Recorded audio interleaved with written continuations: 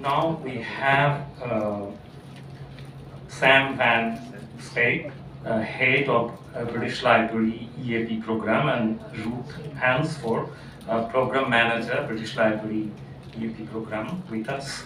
We are very thankful to both Sam and Ruth for taking time out and joining us from the British Library, London today.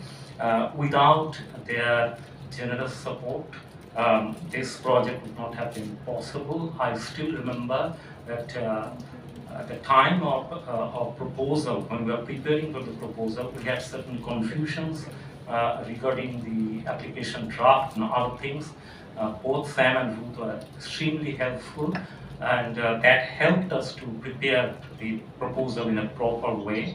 We also could listen to them during our training sessions at Jadavpur University, and they have been doing immense service for all South Asian scholars, because without the EAP project, there is virtually no funding available here to do the archiving, the digitization of the archive, and the subsequent research that we are trying to do. So we once again thank both Sam and Ruth for this EAP program, and we hope that we'll be able to continue doing our work. As I mentioned at the very beginning, that this project 1546 has got two aspects. One is the digitization aspect, the other one is the research dimension of it. Now, what we see is that within this project, there is also a part of survey. Within this project, we are making a survey of the Sanskrit Sahitya Parishad of Kolkata, and we have plans that in our next application for the major project, will be targeting to do the digitization of Sanskrit Sahitya Parishad, which has got wonderful repositories of books on manuscripts on the Vaishnava Sahitya and other branches of South Asian intellectual history, along with the Sanskrit Sahitya Parishad channel. So without wasting further time, it is over to Sam and Ruth for your presentation. Thank you, and thank you everybody for being here. Thank you for the invitation to speak a little bit about EAP. I'll just give a relatively brief talk. I'm going to introduce EAP, and I'll end towards the end say a bit about research projects and research initiatives that have come out of EAP. It's very interesting to hear a little bit about the research on this current EAP 1546 project. And just to give some ideas of what people have been doing. Of course, we are funders, and in some cases we're not aware of the sort of the richer lives of the projects that we fund, so it's always really fascinating to find out more. Okay, I'm going to share my screen.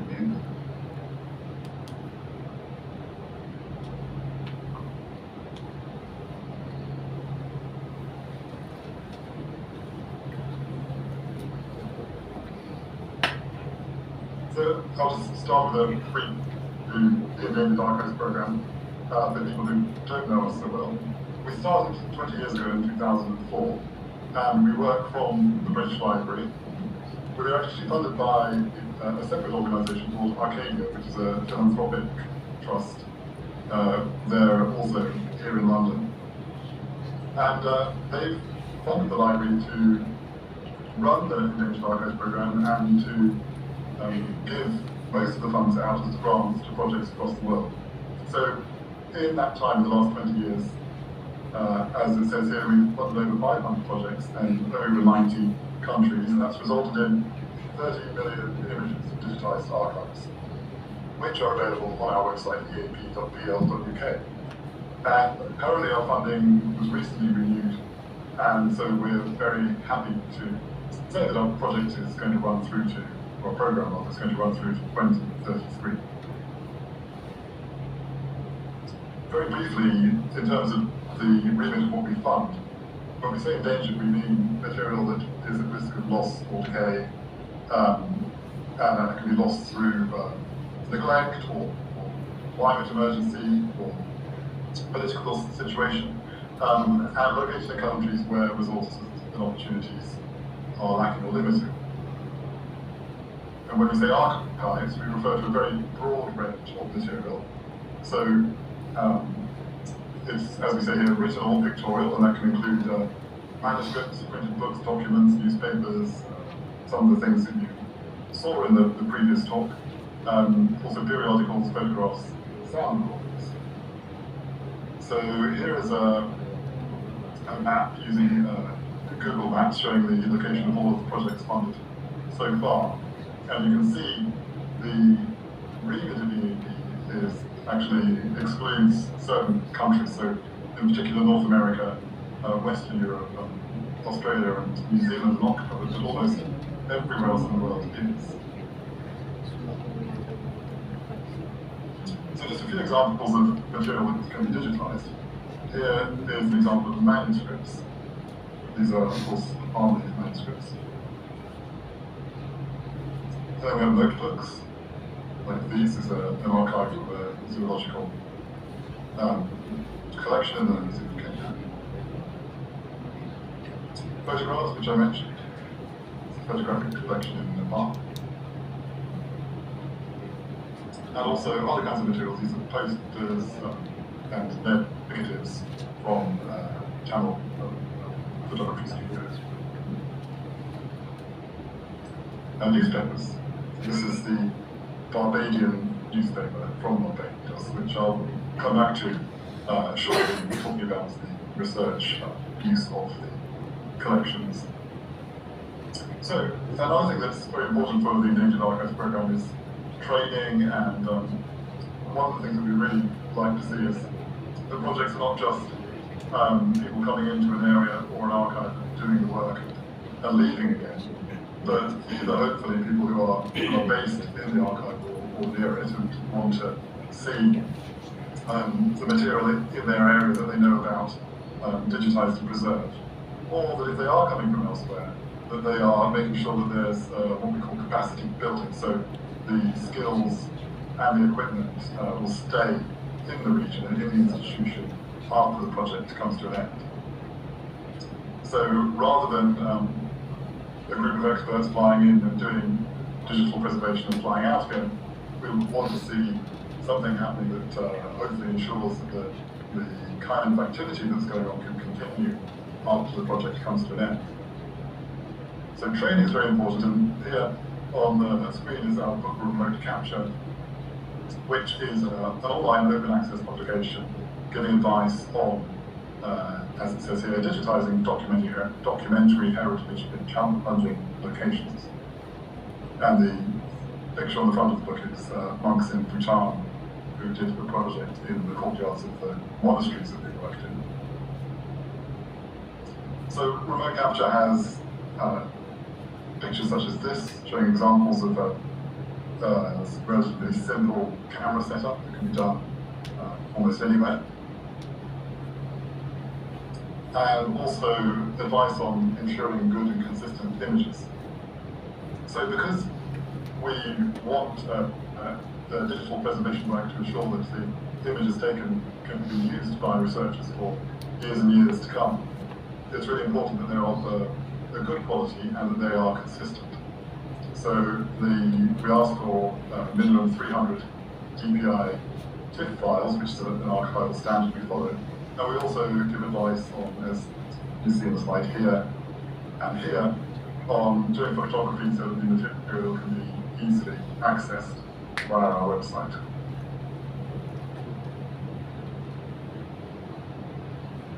So here's an example of a setup, somebody working in one of our projects in St. Helena with, as you can see, a camera, the material they're working on, a laptop, and a screen for working on the images. Equally important as the images is taking a good catalogue for metadata, and this is usually done at the same time as the photography. So although you see one person working, often there's 2 or 3 in the same room, and one of them will be writing down the titles and all the other important information about the digital images. Something very different, which I just wanted to show to show the kind of creativity and range of people working on EAP projects. This is a Swiss inscription project that was done a couple of years ago, and here you see photographs were taken of these inscriptions on sluice gates and also running. This was done in a very challenging area because, as you can see, it's a kind of a very wet location. But the project was extremely successful. These images can be seen now on our website. So, speaking of the website, this is an example web page for an EAP project. So each project gets its own page on our website with, as you can see, information about who ran the project and where it was based, and how much funding was given, and also the aims and objectives and eventually the outcomes of the project. Also, the little orange button here clicks through to the images that were taken on the project, and these are organised like this, so by archival organisation into files, documents, and so on. And then they're viewed via our universal viewer, the British Library's standard viewing software, which allows for very kind of easy zooming in and viewing of the image, and also for sharing, because it uses a standard called IIIF, which allows the images and the metadata to be embedded in other websites without any need to copy the images across and store them elsewhere. So the whole ethos of EAP is that we don't want to own the images, we will never use them to make any profit, but they can easily be shared for research, for cultural benefit, or just for enjoyment and inspiration. So our viewer allows the most flexible use of the images, and where possible, they're always where there's copyright, we ask for a Creative Commons non-commercial copyright license.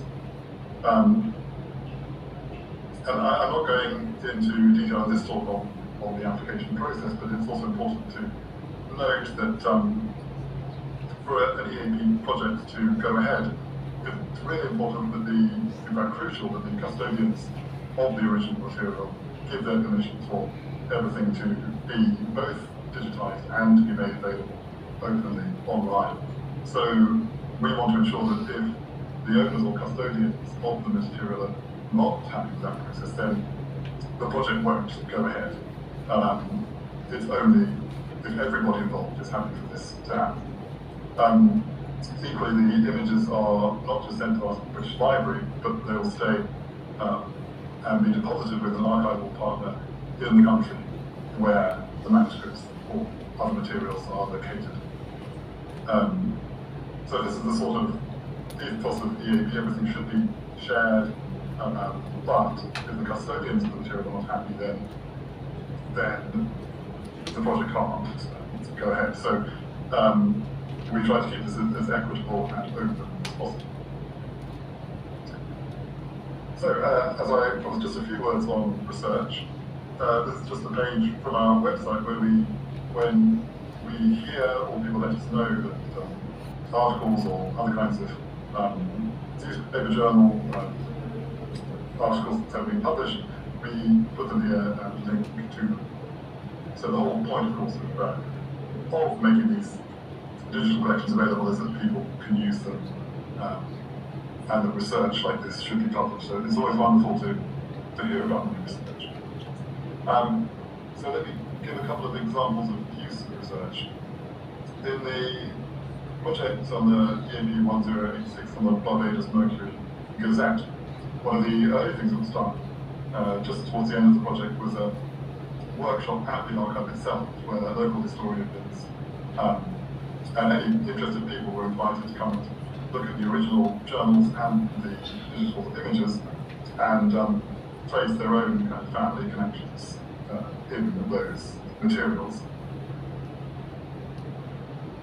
A few years later, a group of people, including somebody Graham Jevon at EAD, who's now moved on, and also the people at the archive and the people on the organiser of the project, EAP 1086, organised a crowdsourcing project. So this was to take that newspaper material and particularly look at the voices of the enslaved people that are kind of silenced at the time, but can appear in the adverts for sales, adverts for slaves, and the whole project was to find the names and trace, in some cases, the life stories of those people who are kind of erased by him and in the that are being looked at by researchers.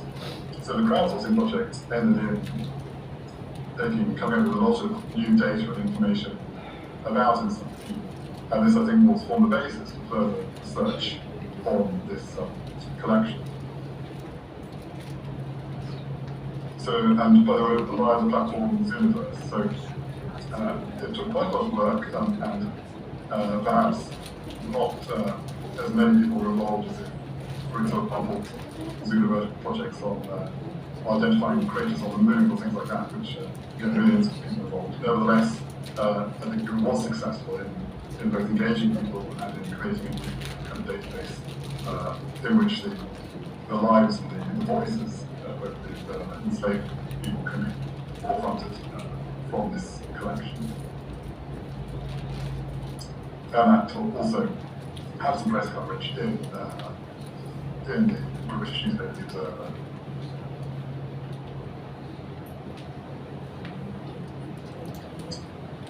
So, the last thing that I want to say about research on the EAP collections is something that's emerged recently, in recent years, about the way that the collections that are digitised by EAP projects can offer something different from the museum collections, especially in the West, which are the result of colonial collecting activities. So this slide here is an article I wrote for the Library Journal Asian Studies, just highlighting this fact and showing some examples of EAP projects that can be the basis of this kind of research. So the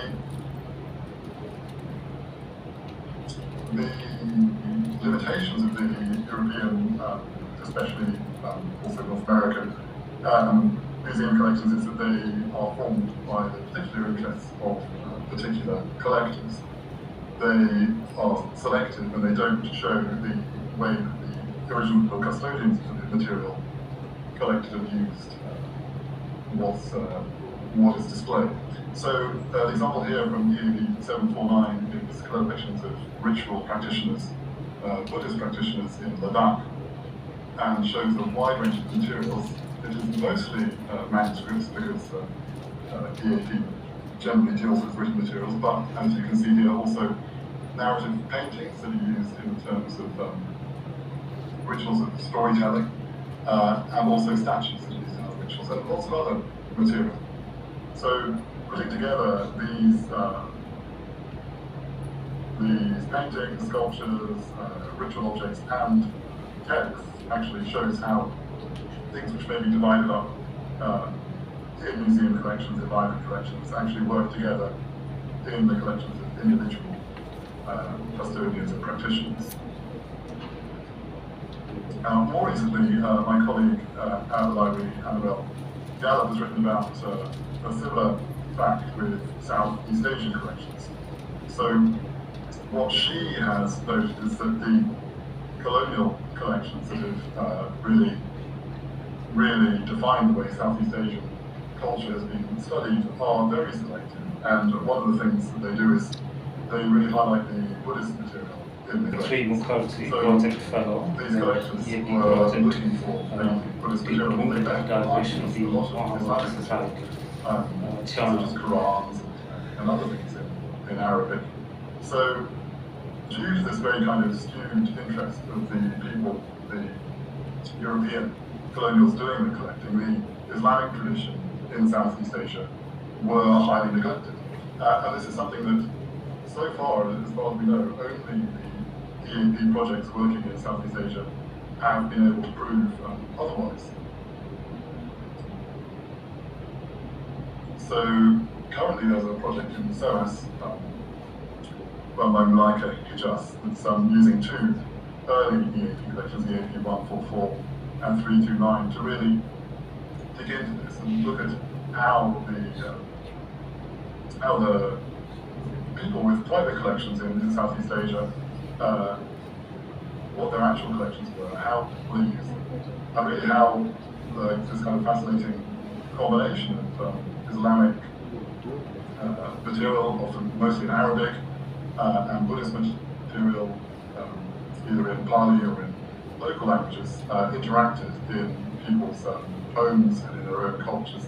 And this is something that's arising specifically out of the mix of materials that's seen in these EAP digital projects.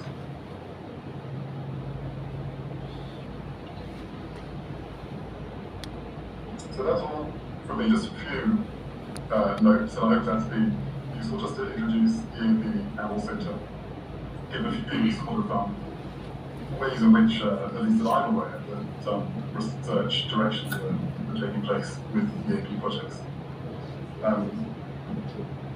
So if you have any questions for Ruth or me, I think we're here for till the end of the hour. There's only a few more minutes, but we're really happy to answer any questions. Thank you so much, Sam, for the presentation.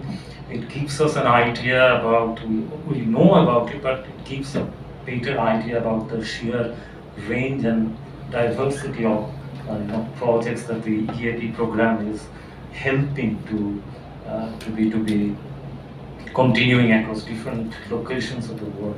It's fascinating because without these funding, these things would not have been made possible. So Ruth, would you like to have a very brief concluding remark so that might motivate us? Would you like to say anything very briefly? You are on mute, Ruth. You have to unmute yourself.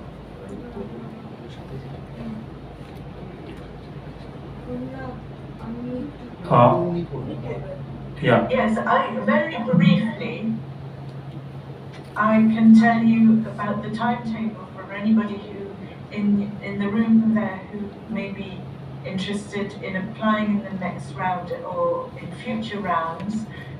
It's an annual cycle of applications. It's a competition in effect, and there are two stages to the application process. We launched the competition in September, and we asked people for really a very short preliminary application, which is a kind of expression of interest. And then at the end of the year, so in mid-December, we will then say to people who we feel have a viable project, we'll say, ask them to submit a detailed application, which is quite a lot of paperwork and quite a lot of thinking. The deadline for those applications is in mid-February. And then in May, around this time of year, we will let people know whether they are successful or not. So it seems like a long time, but you should really start to be thinking very early about what it is that you want to include in a project, who the stakeholders are, both in terms of the archive owners, are they, as Sam says, are they happy for the material to go online, and also the host institution through which you channel the funds, is that an institution which can accept payments in GBP? Because one of the big problems with India, as I'm sure you're all aware, is the FCRA, and we need to be able to pay into institutions which have the FCRA. So that's a very, very brief overview of of how it works. Look on the website for more information and get in touch with us as well through the email that Sam put up earlier, Endangered Archives at bl.uk. Thanks. Thank you so much. These are important inputs and we'll prepare accordingly. And we'll be in touch with both of you for any guidance if it is needed so that we can work on it further. So I thank you both, Sam and Ruth, for taking time out. I know that you were very busy and you have other works, but still you managed to take time out, and that motivates us in a very deep way. Thank you. Thank you for your invitation and for your work on the project. Thank you so much.